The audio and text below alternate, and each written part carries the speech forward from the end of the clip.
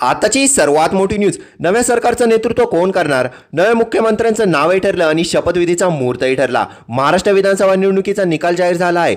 या निवडणुकीत महाविकास आघाडी व महायुती यांच्या थेट झालेल्या लढाईत कोण बाजी मारणार याकडे सगळ्यांचं लक्ष लागलं होतं. मतदानानंतर समोर आलेल्या एक्झिट पोल्समधून जाहीर झालेला अंदाज पाहून महायुती व महाविकास आघाडीमध्ये अटीतटीची लढत होईल असं दिसत होतं.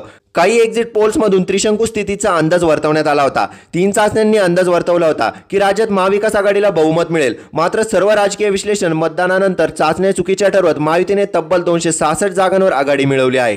रात्री 10 वाजेपर्यंत हाती आलेल्या निकालानुसार 288 पैकी 266 जागांवर महायुती आघाडीवर आहे, तर महाविकास आघाडीला केवळ 49 जागांवर आघाडी मिळाली आहे. 24 नोव्हेंबरपर्यंत सरकार स्थापन झालं नाही तर राज्यात राष्ट्रपती राजवट लागू केली जाऊ शकते. त्यामुळे महायुती 26 नोव्हेंबरपर्यंत सरकार स्थापन करण्याचा प्रयत्न करेल. भारतीय जनता पार्टी राज्यातील सर्वात मोठा पक्ष ठरला असून राज्यपाल या पक्षाला सत्ता स्थापनेसाठी आमंत्रित करू शकतात. दरम्यान अनेक वृत्तवाहिन्यांनी सूत्रांच्या हवाल्याने बातम्या प्रसिद्ध केल्या आहेत की मुंबईतील वानखेडे स्टेडियमवर नव्या सरकारचा शपथविधी होईल. भाजपने तब्बल 135हून अधिक जागा जिंकल्यामुळे भाजप नेते व विद्यमान उपमुख्यमंत्री देवेंद्र फडणवीस हे पुढील 5 वर्षासाठी राज्याचं नेतृत्व करू शकता. मात्र देवेंद्र फडणवीस व मुख्यमंत्री एकनाथ शिंदे यांनी म्हटलं आहे की आमच्या महायुतीत सर्व पक्षाचे नेते एकत्र बसून मुख्यमंत्री पदाबाबतचा निर्णय घेतील. दरम्यान या शपथविधीनंतर देवेंद्र फडणवीस म्हणाले, महाराष्ट्रातील जनतेने तसेच विदर्भासह नागपूरच्या जनतेने आम्हाला प्रचंड आशीर्वाद दिला आहे. तसेच जे लोक सांगत होते की विदर्भात आमचा पानिपत होईल, आमचं विदर्भात किंवा नागपुरात पानिपत होईल, त्यांचाच विदर्भासह संपूर्ण महाराष्ट्रात पानिपत झाला आहे.